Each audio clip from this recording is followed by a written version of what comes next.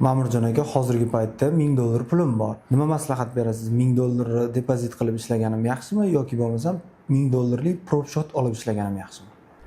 Hop, keling aka, imенно shu yerda sizga $1000 depozit qilishingiz va $1000 prop shot olishingizni bir-birini solishtirib beray. Masalan, o'rtacha normalniy savdo qilinadigan bo'lsa $1000 shotda bizda umumiy bir oyda 20 savdo ish kunimiz bor. Kuniga 25-30 dan daromad qiladigan bo'lsangiz $1000 uchun oson. Bez riskoviy holat deydimi? Oson. Bu degani oyiga $500-600 daromad degan. 50 va 60%. Aslida oladigan bo'lsa, bu ham kattaligi protsentli соотношение bo'lib qolyapti-da. $500-600. Lekin bu narsa sizga ochig'ini aytaman, yetmaydi.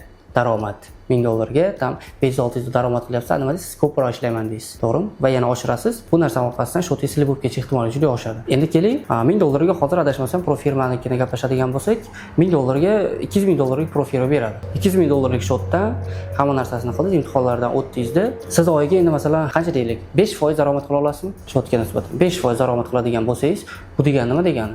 Siz $2000 deb 5% daromad qilyapsiz. Bu $10000 degan.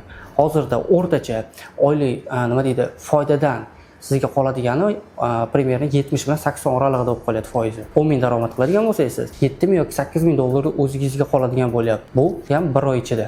Lekin siz 7000 yoki 8000 daromad qilaman deb turib, bu tomonda o'zingiz $1000 shotingizni savdo qiladigan bo'lsangiz, bu shotingiz silib bo'lib ketishi уже 100% bo'lib qoladi. O'shaning uchun menga nima deydi, imtihonlarni o'tib chiroyli ishlay oladigan bo'lsangiz, pro firmada ishlaganingiz ma'qulroq aka. Prop shotda ishlamoqchi bo'lib olib ko'rdim, lekin imtihonidan o'ta olmadim.